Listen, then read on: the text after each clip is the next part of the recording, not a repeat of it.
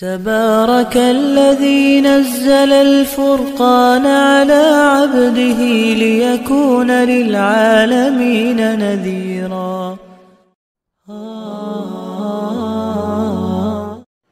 الحمد لله نحمده ونستعينه ونستغفره ونؤمن به ونتوكل عليه ونعوذ بالله من شرور أنفسنا ومن سيئات أعمالنا من يهده الله فلا مضل له ومن يضلله فلا هادي له ونشهد أن لا إله إلا الله وحده لا شريك له ونشهد أن سيدنا ومولانا محمدا عبده ورسوله أرسله إلى كافة للناس بشيرا ونذيرا وداعيا إلى الله بإذنه وسراجا منيرا.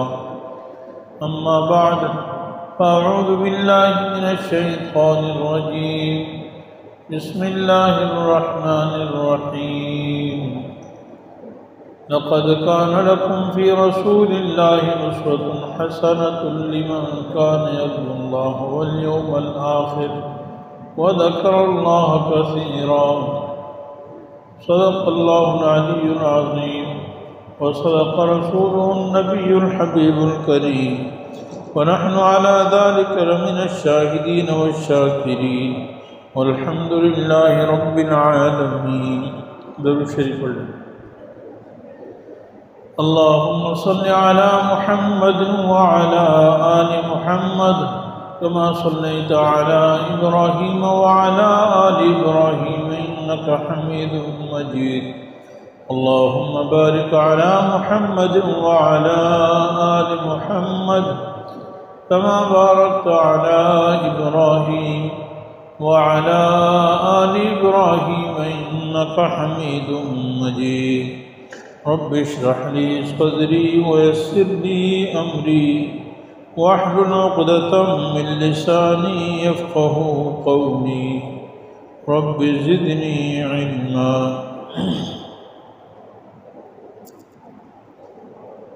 میرے معزز سامعین کرام، ربیع الاول کا مہینہ ہے اور اس مہینے کو ایک خصوصی اہمیت، نسبت، اعزاز حاصل ہے کہ جناب رسول اللہ صلی اللہ علیہ وسلم اسی مہینے میں پیدا ہوئے اور اسی میں دنیا سے رخصت ہوئے.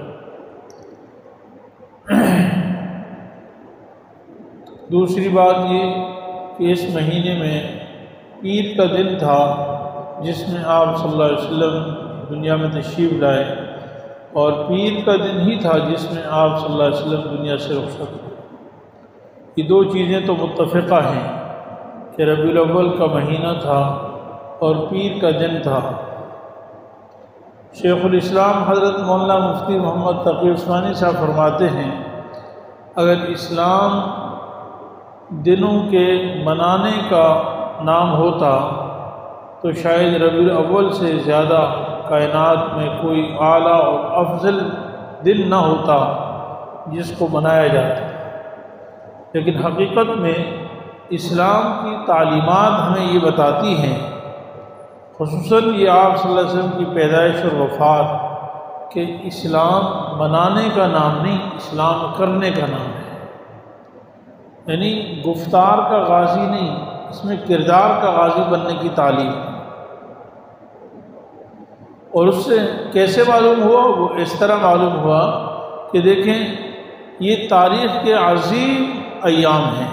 آپ صلی اللہ علیہ وسلم کی پیدائش، اگرچہ اس وقت تو صحابہ نہیں تھے، لیکن بہرحال عرب میں جو تاریخ ہمیں معلوم ہوتی ہے، جناب عبدالمطلب کے پوتا پیدا ہونا اور ایک اتنے عظیم بیٹا جو آپ کے والد تھے عبداللہ، وہ عبدالمطلب کا انتہائی چہیتا بیٹا تھا، اور اس کو اللہ کے راستے میں قربان کرنے کی عبدالمطلب نے نظر مانی تھی.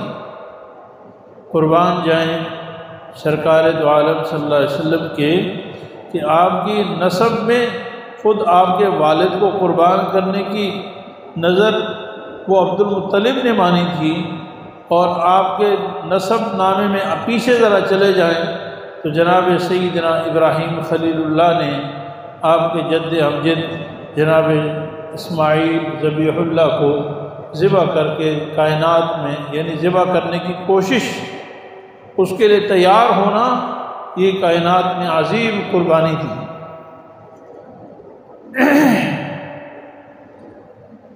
جناب عبداللہ صرف 25 سال کی عمر میں جوانی میں فوت ہو گئے۔ عبدالمطلب کو سب سے زیادہ ان سے محبت تھی، لیکن ان کی بیوی ہم سب کی ماں جناب آمنہ 2 ماہ کے حمل سے تھی جب آپ فوت ہوئے، جب والد فوت ہوئے۔ تو بہرحال ان کے گھر میں بچہ پیدا ہونا عبدالمطلب پورا انتظار تھا، اور عبدالمطلب پورے عرب کا سردار تھا۔ تفصیل لمبی ہے لیکن خلاصہ یہ کہ یہ ایک بڑا عظیم دن تھا، لیکن اللہ تعالیٰ کا کارنامہ اور اللہ تعالیٰ نے عجیب کرشمہ دکھایا کہ تاریخ پیدائش میں اختلاف ہو گیا۔ یعنی عرب جہاں 100 نسلوں تک اونٹوں کے نسب نامے یاد ہیں، یعنی اونٹوں کے نسب نامے، ہمیں تو مجھے دادا پردادا کا نام بھی نہیں آتا، پھر آگے نام بھول جاتے، اور عرب میں 100 نسلوں تک اونٹوں اور گھوڑوں کے نسل یاد ہیں، لیکن ان کو تاریخ پیدائش میں اختلاف ہو گیا۔ اور پھر تاریخ وفات جناب رسول اللہ صلی اللہ علیہ وسلم کی، وہ تو تاریخ کا پھر آپ صلی اللہ علیہ وسلم کے صحابہ کے سامنے اتنا عظیم دن تھا، صحابہ پر قیامت صغریٰ، بلکہ حقیقت میں یوں کہیں کہ صحابہ پر قیامت کبریٰ یہی تھی۔ آپ صلی اللہ علیہ وسلم دنیا سے چلے گئے، نبوت کی وحی الہی کی برکات سے انسانیت محروم ہو گئی، اب قیامت تک کے لیے وحی الہی کا دروازہ بند ہو گیا، لیکن وہ دن بھی بھول گئے، تاریخ بھول گئے۔ اس لیے تاریخ وفات میں اختلاف ہے۔ 12 وفات مشہور ہے 12 ربیع الاول کی، لیکن اگر حساب کرتے ہیں تو 12 ربیع الاول بھی صحیح تاریخ نہیں بنتی ہے، چونکہ یہ بات تو معلوم ہے کہ 10 ذی الحجہ 10 ہجری میں آپ صلی اللہ علیہ وسلم نے جب حج فرمایا تھا تو 9 ذی الحجہ کا دن جمعہ تھا، 9 ذی الحجہ کا دن جمعہ تھا، یہ تو احادیث سے ثابت ہے۔ اب اس کے بعد اگر ہم حساب لگاتے جائیں، ذی الحجہ کا مہینہ بھی 30 دن کا لگا لیں، محرم کا مہینہ بھی 30 دن کا لگا لیں، سفر کا مہینہ بھی 30 دن کا لگا لیں، اور اس کے بعد 12 ربیع الاول تک گن لیں، تو یہ اتوار کا دن بنتا ہے، یعنی پیر کا دن نہیں بن رہا۔ اور اسی طریقے سے اگر ہم یہ کہ 3 مہینے اکٹھے تو 30 کے نہیں ہوتے، 1 مہینہ 29 کا لگا لیں، 2 مہینے 30 کا لگا لیں تو ہفتے کا دن بنتا ہے، 1 دن پیچھے آ جائیں۔ اور اگر 2 مہینے ہم 29 کے لگا لیں اور 1 مہینہ ہم 30 کا لگا لیں تو جمعے کا دن بنتا ہے۔ چلو بالفرض مان لیں کہ تینوں مہینے 29 کے تھے تو جمعرات کا دن بنتا ہے، 12 ربیع الاول نہیں بنتا، آپ گھر میں جا کے پہلے حساب کر لیجیے۔ تو 12 وفات مشہور ہے لیکن وہ بھی تاریخ صحیح نہیں، اور پیدائش کی تاریخ کا تو محقق قول یہی ہے کہ 2 ربیع الاول ہے یا 9 ربیع الاول ہے، اور وفات کا دن اس حساب سے اگر ہم حساب کرتے ہیں، یہ جو ربیع الاول، یہ جو 9 ذی الحجہ جمعے کا دن، یہ چونکہ احادیث میں ثابت ہے، کیونکہ آپ صلی اللہ علیہ وسلم نے جو آخری حج فرمایا تھا نا، حجۃ الوداع، وہ جمعے کا دن تھا 9 ذی الحجہ، تو اس کے بعد حساب کریں تو 7 ربیع الاول یا 8 ربیع الاول تاریخ وفات درست بنتی ہے۔ 7 ربیع الاول کو جمعے کا دن بنتا ہے، اور یا 8 ربیع الاول کو جمعے کا دن بنتا ہے، پیر کا دن، جمعے کا دن 7 ربیع الاول کو پیر کا دن بنتا ہے، یا 8 ربیع الاول کو، اور کوئی تاریخ فٹ نہیں آتی۔ تو شیخ الاسلام حضرت مولانا محمد تقی عثمانی صاحب فرماتے ہیں اگر دن منانے کی بات ہوتی تو سب سے زیادہ صحابہ جو ہے آپ صلی اللہ علیہ وسلم کی تاریخ وفات یاد رکھتے ہیں، اور پھر ہر سال اس کو منایا جاتا۔ اسلام میں منانے کی نہیں، کرنے کی چیزیں ہیں، یعنی منانا اور چیز ہے، اپنانا اور چیز ہے۔ اسلام ہمیں جو تعلیم دیتا ہے وہ شریعت کو اپنانے کی تعلیم دیتا ہے۔ صحابہ اکرام نے شریعت کو دل و جان سے لگایا، سینے سے لگایا، اپنے عمل سے کر کے دکھایا، وہ مناتے نہیں تھے۔ شیخ الاسلام فرماتے ہیں کہ دیکھو ہمارے ہاں دو عیدیں ہیں نا، عید الاضحیٰ اور عید الفطر، یہ بھی کسی خاص دن کی یادگار نہیں ہے، بلکہ رمضان مبارک کی عظیم عبادت ہم سب کرتے ہیں، تو اس کی خوشی میں اللہ نے ہمیں اعزاز عطا فرمایا یا تحفہ عطا فرمایا کہ اس کی خوشی میں آپ عید الفطر مناؤ اور صدقہ فطر نکالو۔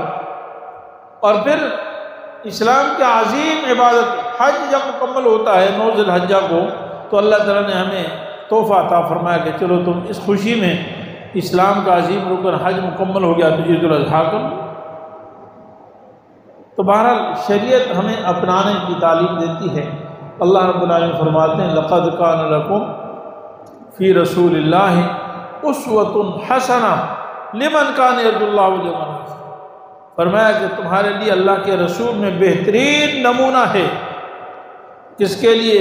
جو اللہ سے ملنا چاہتا ہے، یقین ہے اس کو کہ مجھے اللہ سے ملنا ہے اور آخرت پر اس کا یقین ہے اور اللہ کو کثرت سے یاد کرتا ہے، تو اس کے لیے بہترین نمونہ پیغمبر کا طریقہ ہے۔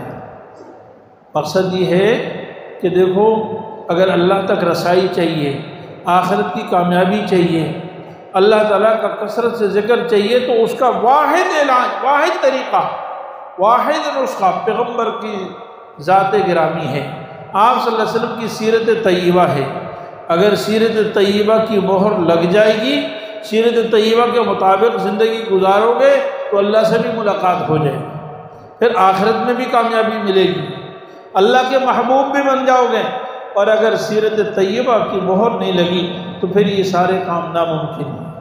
اور بالکل واضح دوسری آیت میں اعلان ہے قُلْ إِن كُنتُمْ تُحِبُّونَ اللَّهَ فَاتَّبِعُونِي يُحْبِبْكُمُ اللَّهُ، آپ کہہ دیجئے کہ اگر تم اللہ سے محبت کرتے ہو تو اس کا ایک طریقہ ہے کہ میرے محبوب کے راستے پر چلو۔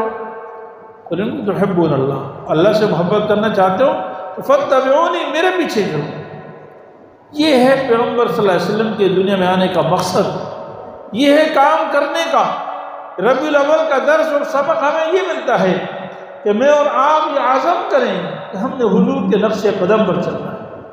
ہمارے ایک بہت بڑے عالم ہیں، فرماتے ہیں اللہ تعالیٰ اپنے محبوب بندوں سے کام لیتے ہیں اور بعض دفعہ ان سے اتنا بڑا کارنامہ ان سے صادر فرماتے ہیں کہ شاید زندگی کا وہ نچوڑ ہوتا ہے، زندگی کا نچوڑ ہوتا ہے۔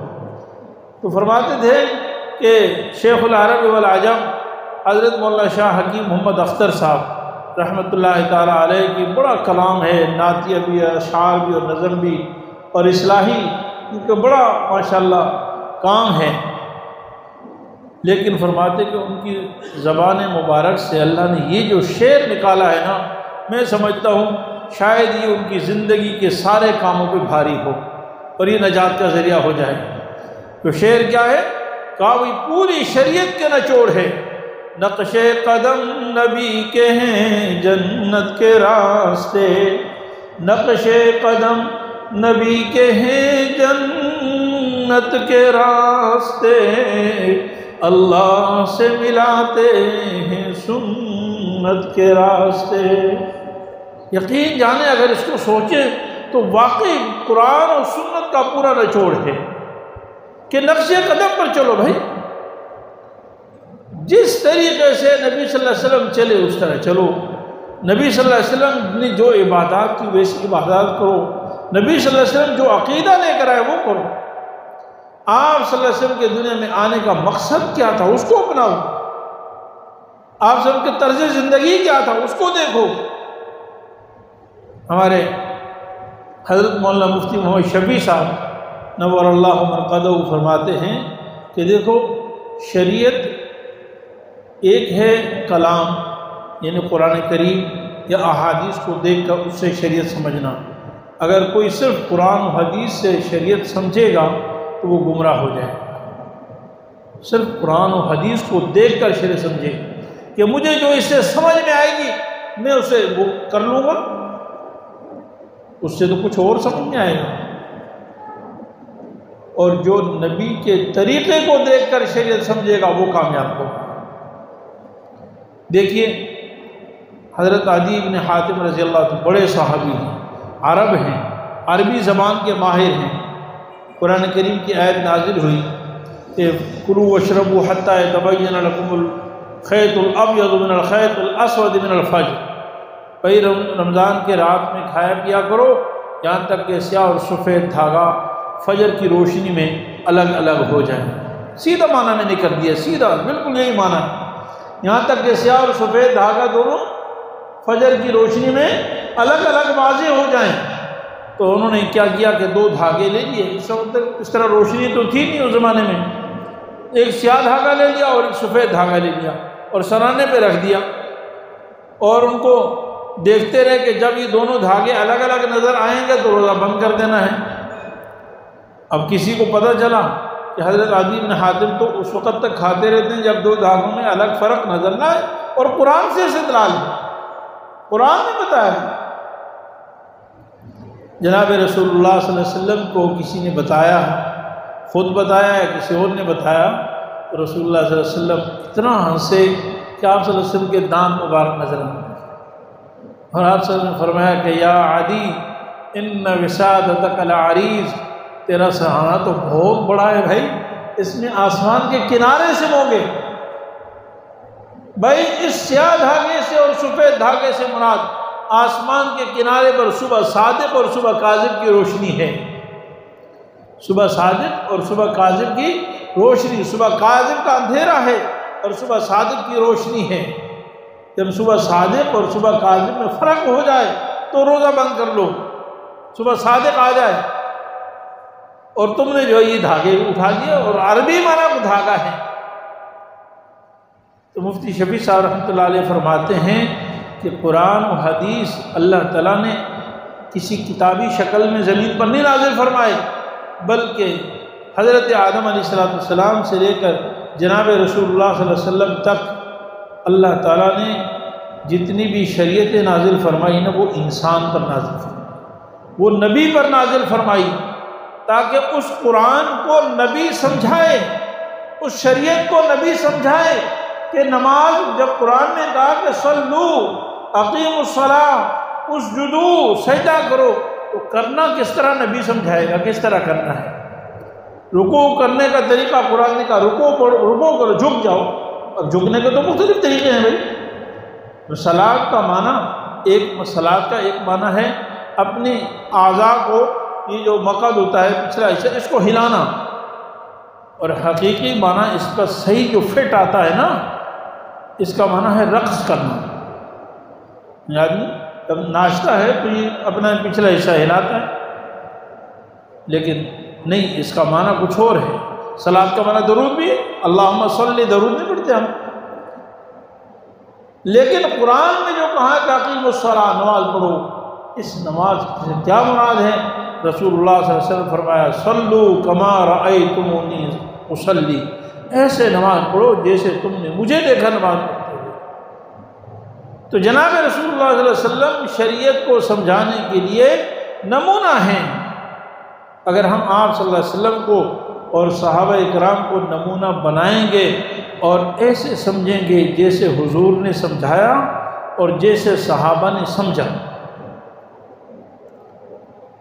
دیکھیے آئے تو نبی انسانیت کو دین سکھانے کے لیے، لیکن اللہ تعالیٰ نے نبی کے لیے صحابہ کو منتخب کیا، اختارہم اللہ، صحابہ کو اپنے نبی کی صحبت کے لیے چنا، اور اتنی ان کی تربیت فرمائی اللہ تعالیٰ نے کہ جو نبی کا مقام تھا نمونہ ہونے میں، درجہ تھا نمونہ ہونے میں، اللہ تعالیٰ نے پھر صحابہ کو بھی انسانیت رہتی دنیا کے لیے، قیامت تک آنے والے انسانوں کے لیے شریعت کا، ہدایت کا نمونہ بنا دیا۔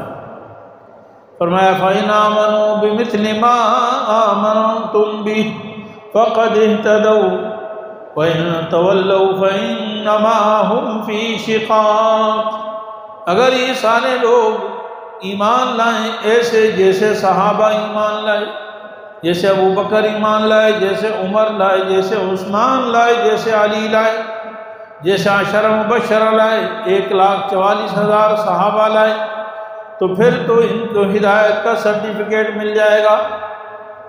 اور اگر ان جیسا ایمان نہیں تو پھر گمراہی ہے، پھر ہلاکت و بربادی ہے۔ صحابہ کو بھی نمونہ بنا دیا۔ حضرت مفتی شفیع صاحب نور اللہ مرقدہ فرماتے ہیں اس لیے دین کے سمجھنے کا دوسرا ذریعہ صحابہ ہیں، صرف حضور کا قول نہیں کہ آپ صلی اللہ علیہ وسلم نے ایک بات فرما دی پر ٹھیک ہے، اس جو بات صحابہ سے کہی، جیسے میں ایک بات کہہ رہا ہوں نا آپ سے، حضور صلی اللہ علیہ وسلم نے جو بات صحابہ سے کہی، صحابہ نے اس حدیث پر کس طرح عمل کیا، یہ ہے دین۔ کیونکہ صحابہ نمونہ ہیں۔ اب دیکھیے اس کی مثال دی ہے مفتی شفیع صاحب رحمہ اللہ مرقدہ نے فرمایا کہ مفتی اعظم پاکستان تھے، ہندوستان میں مفتی اعظم دارالعلوم دیوبند بھی تھے، اور پاکستان میں آنے کے بعد مفتی اعظم پاکستان۔ حضرت مفتی شفیع صاحب فرماتے ہیں کہ دیکھیے ایک دفعہ رسول اللہ صلی اللہ علیہ وسلم کا گزر ہوا دو قبروں پر، آپ صلی اللہ علیہ وسلم نے فرمایا کہ ان دو قبروں کو عذاب ہو رہا ہے، وَإِنَّهُمَا لَا يُعَذَّبَانِ فِي كَبِيرٍ، ان کو کسی بڑے گناہ میں عذاب نہیں ہو رہا، بڑے گناہ سے تھا تو بڑا گناہ، لیکن علماء یہ فرماتے ہیں کہ بڑے گناہ سے مراد ہے کہ تمہاری نظر میں، جیسے تمہاری نظروں میں بڑے بڑے گناہ ہیں نا، اس طرح کے بڑے گناہ نہیں۔ عام معاشرے میں ان گناہوں کو چھوٹا سمجھا جاتا ہے، حالانکہ ہے یہ بھی بڑے گناہ، اور وہ بڑے گناہ وہ کون سے گناہ ہیں؟ ایک تو چغل خور تھا، چغل خوری تو کبیرہ گناہ ہے، اور دوسرا پیشاب سے نہیں بچتا تھا۔ ان دونوں کو اس وجہ سے صحابی رسول ہیں اور ان کو اس وجہ سے گناہ ہو رہا ہے صحابہ۔ پھر آپ صلی اللہ علیہ وسلم نے فرمایا کیا کیا کہ ایک شاخ منگوائی اور اس کے دو ٹکڑے کی، جو آدھی ایک قبر پہ رکھ دی اور آدھی دوسری قبر پہ رکھ دی، اور فرمایا جب تک یہ شاخیں خشک نہیں ہوتی اللہ کا ذکر کرتی رہیں گی، جب تک یہ خشک نہیں ہوتی اللہ کا ذکر کرتی رہیں گی، اور اس وقت تک اللہ تعالیٰ اپنا عذاب ان سے ہلکا کر دیں، عذاب ہلکا ہو جائے۔ مفتی شفیع صاحب رحمۃ اللہ علیہ فرماتے ہیں یہ کام رسول اللہ صلی اللہ علیہ وسلم نے فرمایا کیا، صحابہ نے دیکھا، لیکن صحابہ نے اس عمل کو خود دیکھا، لیکن صحابہ نے بعد میں یہ عمل کیا نہیں،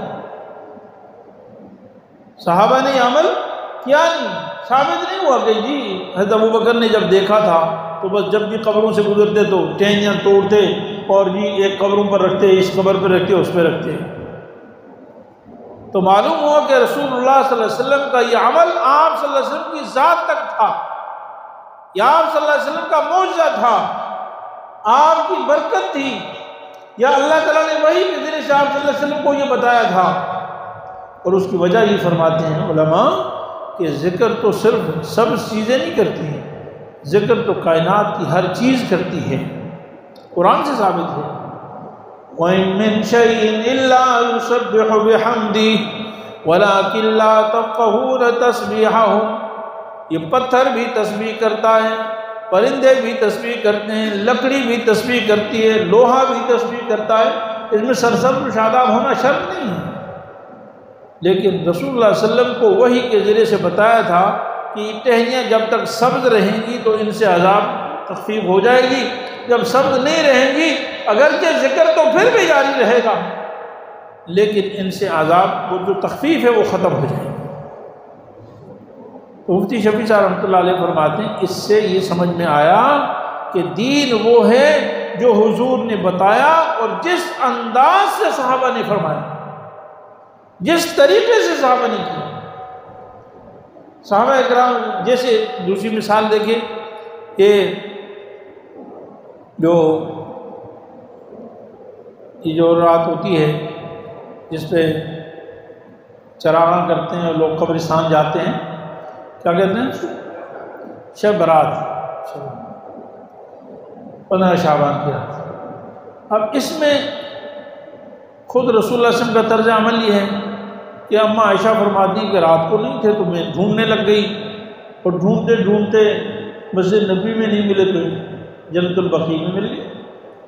یعنی آپ صلی اللہ علیہ وسلم کا انداز طریقہ دیکھیں نا، اس کے لیے کوئی چراغاں نہیں کیا، اس کے لیے سب کو اٹھایا نہیں، سب کو جگایا نہیں، ازواج مطہرات کو کہا چلو اٹھو چلو چلو۔ اگر ہم یہ مان لیں کہ چلو اس سال یہ پہلا سال تھا کہ آپ صلی اللہ علیہ وسلم کو ابھی پوری تفصیل نہیں بتائی گئی تھی، یہ کہ اگلے سال کیا اس کا اہتمام ہوا؟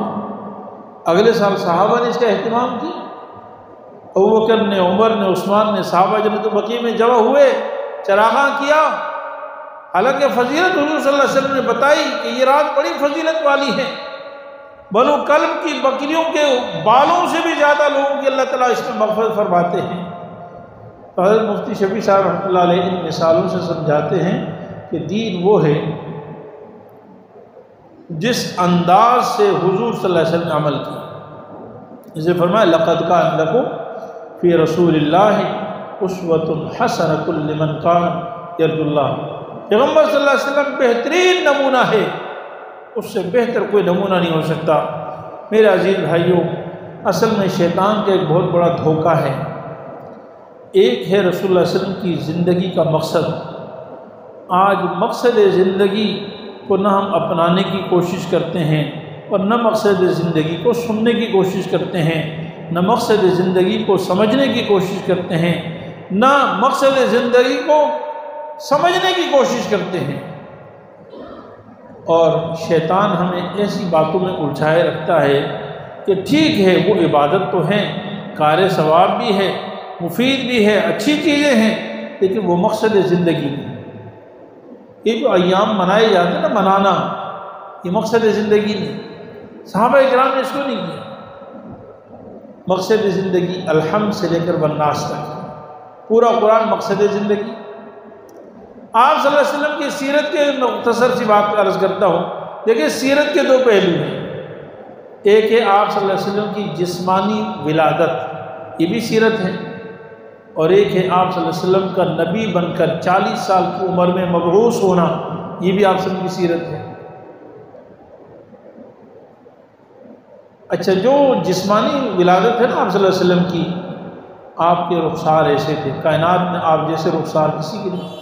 آپ کا قد کاٹ ایسا تھا، آپ کے سینے پہ اتنے بال تھے، آپ کے دونوں کندھے چوڑے تھے، آپ کا قد درمیانہ تھا، آپ بڑے خوبصورت تھے۔ علماء تو فرماتے ہیں کہ آپ اتنے خوبصورت تھے کہ حضور کا صحیح حسن بیان ہی کوئی نہیں کر سکتا۔ اس کو ہم سیرت سمجھتے ہیں، اس کو ہم کیا سمجھتے ہیں؟ سیرت سمجھتے ہیں۔ اس پہ اشش بھی کرتے ہیں، جھومتے بھی ہیں۔ اگر کوئی ہمارے سامنے اس کے بارے میں کوئی نظم پڑھے تو بڑا مزہ بھی آتا ہے، اور محبوب کی باتیں تو مزہ تو آنا ہے ماشاءاللہ۔ محبوب کی باتیں ہمارے محبوب صلی اللہ علیہ وسلم۔ لیکن حضرت شیخ الاسلام حکیم الاسلام قاری محمد طیب صاحب رحمۃ اللہ علیہ فرماتے ہیں کہ سیرت کا یہ پہلو عبادت تو ہے، کار ثواب بھی ہے، سمجھنے کی بھی چیز ہے، اچھی بات ہے، لیکن اس میں میرے لیے اور آپ کے لیے کوئی نمونہ نہیں، کیونکہ حضور کتنے خوبصورت تھے، میں اور آپ اس طرح خوبصورت بن سکتے ہیں؟ یا مجھے اور آپ کو یہ حکم ہے کہ ایسے خوبصورت بنو؟ حضور کا جیسا قد تھا ہم ایسا، ہمارا قد ایسا ہو سکتا ہے؟ حضور کے جیسے رخسار تھے ہمارے ایسے نہیں ہو سکتے۔ حضور کے کندھے کیسے تھے، کتنے فاصلے میں تھے، قد کتنا تھا، رنگ کیسا تھا، یہ ہمارے لیے نمونہ، کیونکہ اس پہ کرنے کا کچھ نہیں نا۔ اور جو چیز کرنے کی ہے، جس کو الحمد سے لے کر والناس تک قرآن نے بیان کیا، جس احسان کو خود رب العالمین نے جتایا۔ لیکن کائنات کی ہر نعمت تو اللہ کی ہے نا، لیکن اللہ نے کچھ نعمتیں ایسی کی کہ خود فرمایا کہ میں نے تم پر بڑا احسان کیا، اور وہ نعمت یہ ہے کہ میں نے تمہارے اندر ایک نبی بھیجا۔ لقد من اللہ علی المؤمنین اذ بعث فیہم رسولا من انفسہم، اور صرف نبی بھیج کر احسان نہیں کیا، فرمایا کہ نبی کو ہم نے 4 بڑے عظیم مقصد دے کر بھیجا، اور اس کے ذریعے سے ہم نے امت پر احسان، یعنی نبی کو 4 مقاصد، 4 ذمہ داریاں نبی کے ذمہ ڈال کر ہم نے انسانیت کے لیے بھیجا، کہ وہ قرآن پڑھتا ہے، قرآن کے الفاظ سکھاتا ہے، قرآن کا ترجمہ سکھاتا ہے، حدیث کی تعلیم دیتا ہے، لوگوں کے عقائد کی اصلاح کرتا ہے، اخلاق حسنہ سکھاتا ہے، اور اخلاق رذیلہ کو نکالتا ہے، اس کی صفائی کرتا ہے۔ یہ ہم نے نبی، اس طرح کا نبی بھیج کر ہم نے تم پر احسان کیا ہے۔ تو میرے عزیز بھائیو، شیخ الاسلام حکیم الاسلام قاری محمد طیب صاحب رحمۃ اللہ علیہ فرماتے ہیں یہ سیرت کا دوسرا پہلو ہے اور یہ مقصود ہے، یہ میرے اور آپ کے لیے نمونہ ہے، مجھے اور آپ کے لیے حکم ہے کہ ہم ساری زندگی اس پر کٹ مر جائیں، ہم شریعت کو سینے سے لگائیں، ہم حضور جس مقصد کے لیے آئے اس کو اپنے سینے سے لگائیں۔ میری عقیدہ وہی ہو جو 100% رسول اللہ صلی اللہ علیہ وسلم کا عقیدہ ہے، جس کے لیے سارے انبیاء علیہ السلام آئے۔ ایک اللہ کی عبادت ہو اور کسی کو اللہ کے ساتھ شریک نہ ٹھہرائیں، یہ سارے انبیاء کا مقصد ہے۔ وَلَقَدْ بَعَثْنَا فِي كُلِّ أُمَّةٍ رَسُولًا أَنِ اعْبُدُوا اللَّهَ وَاجْتَنِبُوا الطَّاغُوتَ۔ ہم نے جتنے بھی انبیاء بھیجے ان کو ایک ہی دعوت دے کر بھیجا کہ ایک اللہ کی عبادت کرو اور بت کی پوجا نہ کرنا۔ ہم نے سارے انبیاء علیہ السلام کو کس لیے بھیجا؟ کہ ان کی اطاعت کی جائے۔ ہم نے سارے انبیاء کو کس لیے بھیجا؟ رسلا مبشرین و منذرین، کہ ان ایسے انبیاء بھیجے جو خوشخبریاں دینے والے اور گناہوں سے ڈر سنانے والے، جہنم کا ڈر سنانے والے، یعنی اگر نیکی کرو گے تو جنت میں جاؤ گے اور گناہ کرو گے تو جہنم میں جاؤ گے۔ یہ ہے مقصد نبوت۔ اگر کوئی عالم یہ بیان کرتا ہے تو ہم اس کو سیرت ہی نہیں سمجھتے۔ الحمد سے لے کر والناس تک قرآن نبی کی سیرت ہے، اور یہ کسی عام آدمی نے نہیں کہا۔ میری ماں ام عائشہ صدیقہ طیبہ طاہرہ رضی اللہ تعالیٰ عنہا سے کسی نے پوچھا کہ جی نبی کی سیرت تو بیان فرمائیں، آپ کے اخلاق کیا تھے؟ فرمایا کیا تو قرآن نہیں پڑھتا؟ جی قرآن تو پڑھتا ہوں۔ فرمایا الحمد سے لے کر والناس تک اللہ نبی کے اخلاق تھے۔ یعنی اگر علمی انداز میں دیکھنا ہے تو قرآن دیکھ لو، اور اگر کسی شکل صورت میں دیکھنا ہے، عملی انداز میں دیکھنا ہے تو پھر نبی صلی اللہ علیہ وسلم کی ذات مبارک کو دیکھو۔ تو میرے عزیز بھائیو، خلاصہ یہ ہے کہ اصل چیز جو ہے ربیع الاول سے جو سبق ملتا ہے وہ نبی صلی اللہ علیہ وسلم کی سیرت طیبہ اپنانے کی۔ صحابہ کرام اجمعین کی ساری زندگی بالکل بے تکلف سیدھی سادی تھی، اور وہ کرنے والے تھے، وہ کردار کے غازی تھے، گفتار کے غازی نہیں تھے۔ اسی لیے جو آج کل ہمارا جو ماحول جس طرح بنا ہوا ہے، اس طرح کے ماحول شاید صحابہ میں بہت کم تھا، بہت کم تھا۔ صحابہ کرام عملاً کام کرنے والے تھے۔ تو میں اور آپ بھی عزم کریں، ارادہ کریں کہ انشاءاللہ ہم رسول اللہ صلی اللہ علیہ وسلم کی اور صحابہ کی سیرت کو اپنا نمونہ بنائیں۔ جو حضور نے کیا اور جو صحابہ نے کیا وہ دین ہے، اور جو حضور اور صحابہ نے نہیں فرمایا اور وہ دین ہے۔ اس کے علاوہ بس یہی ہدایت کا راستہ ہے، یہی کامیابی کا راستہ ہے، یہی فلاح کا راستہ ہے، یہی جنت کا راستہ ہے۔ نبی تو نبی ہیں، صحابہ کی ایمان کی گواہی پورے قرآن کریم میں رسول اللہ تعالیٰ نے خود دی، تو بس اس سے بڑھ کر کوئی کامیابی کا راستہ نہیں ہے۔ جتنے بھی عقلی دلائل ہم دیں اور جتنے بھی ہمیں ملمہ سازی ہو اور ہمیں بظاہر بہت اچھا لگے، لیکن حقیقت وہی ہے کہ دین وہ ہے جو اللہ تعالیٰ کے رسول صلی اللہ علیہ وسلم نے کیا اور صحابہ کرام نے کیا۔ اللہ رب العالمین ہمیں اپنے فضل و کرم سے رسول اللہ صلی اللہ علیہ وسلم اور صحابہ کرام کے نقش قدم پر زندگی گزارنے کی توفیق عطا فرمائے۔ وآخر دعوانا الحمدللہ رب العالمین۔ مفتی صاحب کے YouTube چینل کو سبسکرائب کیجئے اور ان کے تازہ بیانات کے ذریعے اپنی علمی، اصلاحی اور فکری آبیاری کرتے رہیے۔ جزاکم اللہ۔